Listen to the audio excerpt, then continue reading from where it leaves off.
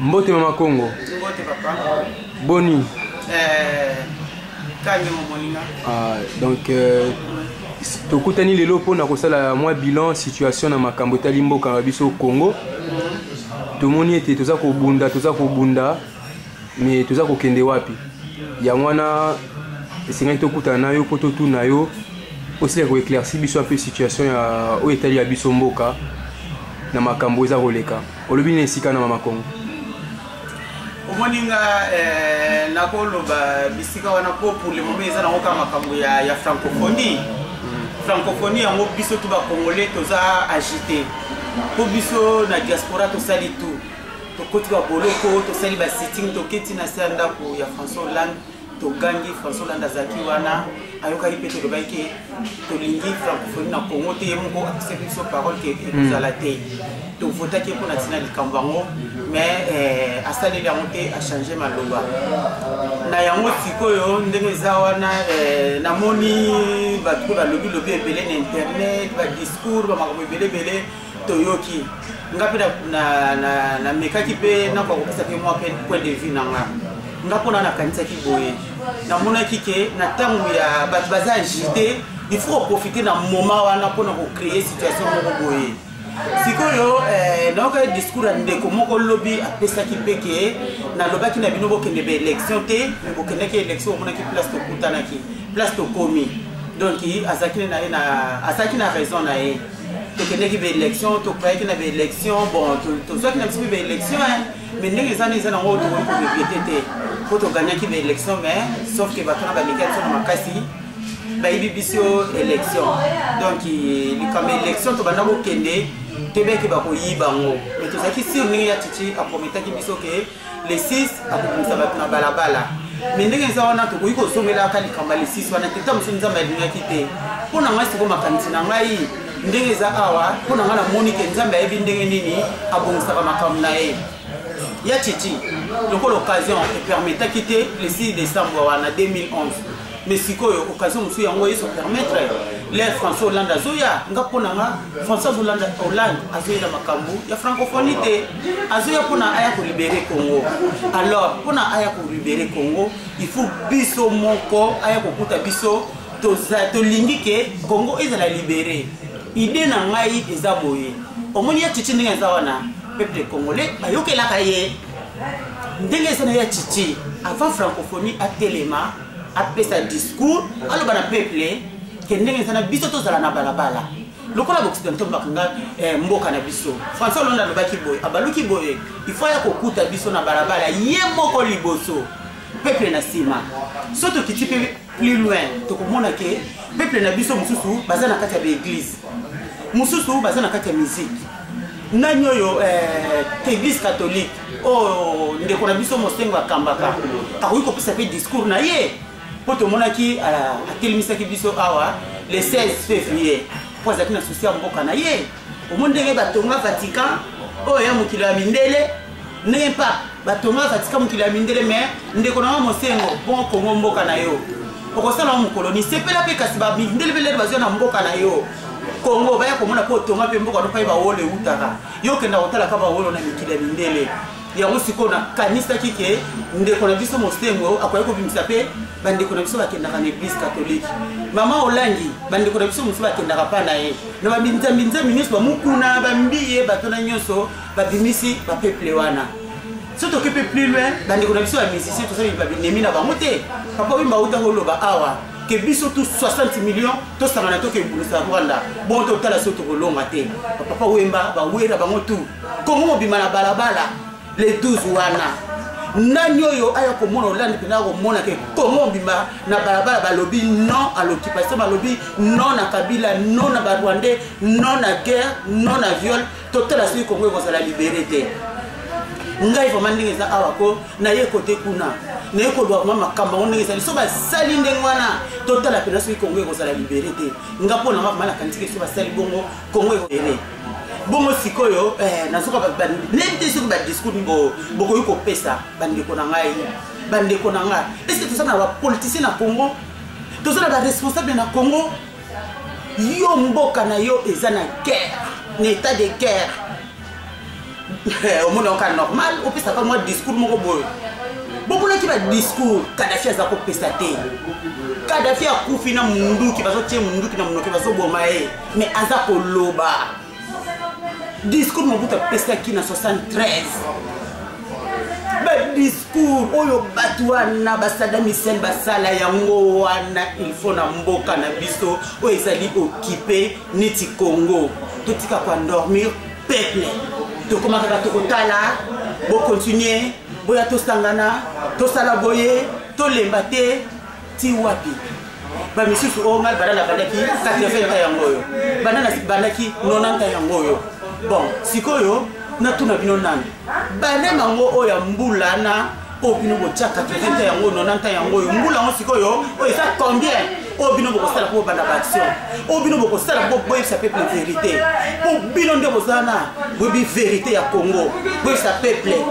peuple discours o esengeli boye sa peuple vérité bobi vérité boye sa peuple té alors bino ndo bozawana to sto timidement to zebele na ndena sa atima ndena loba ako nalanda ba discours ba ndeko na ngade ba pesa na Facebook nalanda ba commentaire na bango le na ko ya ko analyser yango na ye na lobby bokosa biso tena ba discours na bina lokuta bolanda Kadhafi bolanda Saddam Hussein bolanda discours na Mobutu 73 et puis patouana nyonso pomboka na biso zo occupé et quand malembe te ndenge sana ba o ba docteur ba boye non na Congo bosana bino te na Congo les autres sont encouragés preuve ni Kabila zo konza bino Kabila tanga te zo konza bino à quoi sert le docteur à quoi sert les avocats à quoi sert ceux qui les boyent Kabila le père a coupé qui te tient les collègues le ko la courage azangaki yango sikoyo Kabila mutu pamba akoma ko konza bino mais na bino ke aza mutu pamba te ko leki bino ko aza président na bino alors pour na Congo lelo to so luka kaka encourager le ko la Kabila le fils ko aza président na bino azo konza bino o ya tangate ba docteur boti ba diplôme na bino na poche ba tutu boti ba diplôme na bino na poche do botika ko kosa peuple congolais to so c'est la nine toutefois na ba discours na biso c'est que biso peuple ndenge za wana prenez-vous en charge to so c'est la nine ata mwana makazi ndenge za na so na courage na yo okobima na yo to landi yo po ndenge za wana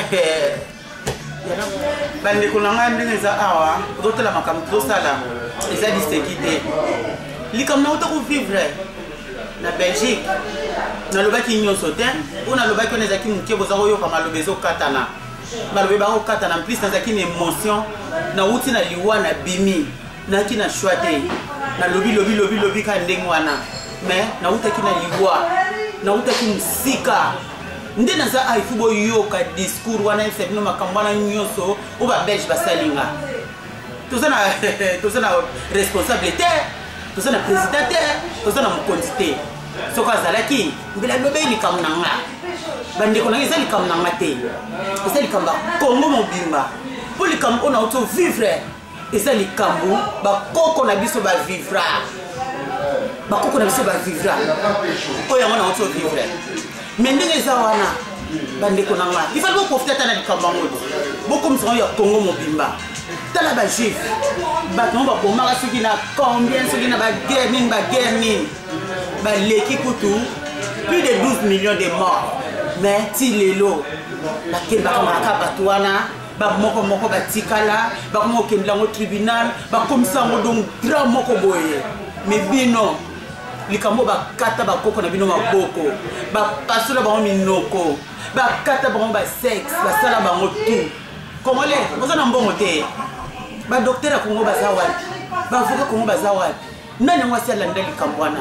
mingai ndeko na bino wana ezalaki ba siècle wana soki 1900 combien de bino bombo ba soki 2000 soki nini bino ba dotanga mais lelo na 21e siècle ngani ndeko na bino mwasi na oso vivre yango mais c'est un moment où il fallait profiter. Congo va porter plainte na Belgique. Plainte on va auto maltraiter nga. Bosani sina ya ba koko na bino ba kata makolo na discours ya Léopold Bomimi ba Belge na tribunal. Mais ko fa na bino ka boye. Mama Congo, il faut porter plainte. Mama Congo, il faut ça la boye. Les camarades on dirait na kenda ko yiba pona les sabana nga ba kaninga. on dirait nakenda ko yiba pona nasima bilama na lata no bande ko ngeza kidikamba Congo eza likamoko biso tu nakanisa ki ba avocat ba congolais ba liba benganga baba Congo boni zo kazo moka bien to sanga na il faut to porter ba Belge plainte na to porter ba mo plainte te na makambo ba sala ba koko na biso ndenge boza wana bolingo poso on est tamba ko lela eza mutamba ko lela temeza vérité onga na otovena na lobby ya moté bandeko o ba na tribunal ngana sina lobby ya ba mbila tu na France ba yebi ba avocat na ngombe makambo tu nazotamba tiba ba psychiatre ba yebi makambo na tu na beki longa zo chama ko polele ba lobby ya lycée néocolonialisme puis no bolo ba français bolo ba anglais boyebi yango do ba luki kutu mo gauche droite ba lobby ya néocolonialisme ezali haine o ya na kati ba belge contre biso ko bana na ba koko na bango il fallait se to profiter de l'occasion oyo to porter ba belge plainte boko banda ko porter ba belge plainte mu colonie ba koko na bino ba kata maboko ba kata makolo bloso beti ba discours awa tak ngenge mutu mote ya lobby ko likambo ba linga bomanga ya mo selo selo la mobutu botikanga la mobutu so la mobutu botikanga la mobutu ko likambo ngana to vivre so na tanga mobutu mbele ba belge basa dehors mbele ba belge bengani ba libanda bana ngai bana Congo obobota ni awa oyo bokoli awa un jour boko libera ka mboka wana un jour boko soka ki boko zina mboka wana boko sana kitamba belge basala ba koko na bilote yango ba yeko sala na 21e siècle ba belge kombo na bango dehors ya Congo belge akotika la kozala ka suna Congo te ba belge benga makaka ba belge benga makaka tu dois rentrer chez toi ba belge ba côté ngana 3 cachot basuma nyeka uka basuba ngala sana tension nazo respirer basolo wana kona kufa baso traiter ngai bandeko na nga baso pisa nga kisi ekitsanga tension ba memanga bandeko bo se rendre compte na ngote alors ba politique so bolingo lo bla peuple vérité te boka mamino ko la bino peuple congolais bana Congo to se prendre en charge courage wa kobima ezala za mwana pousse ezala mwana makasu ezala za nani tokene libérer Congo na biso ndenge mwana oyo Kabila Rwandais abotaki courage na kati batambe maniti babaramoto bakizenga ba nani akeya boto le bantu bokonzi po atonga mboka na bango Rwanda ingeta bandeko na ngai ingeta mama Congo Kadhafi Louis Babo mama Kimpa Vita etumba ya Kimbangu molimo na yo Kimpa Vita matondo mama na banza ete bakoyoka pe bakolanda yo ingeta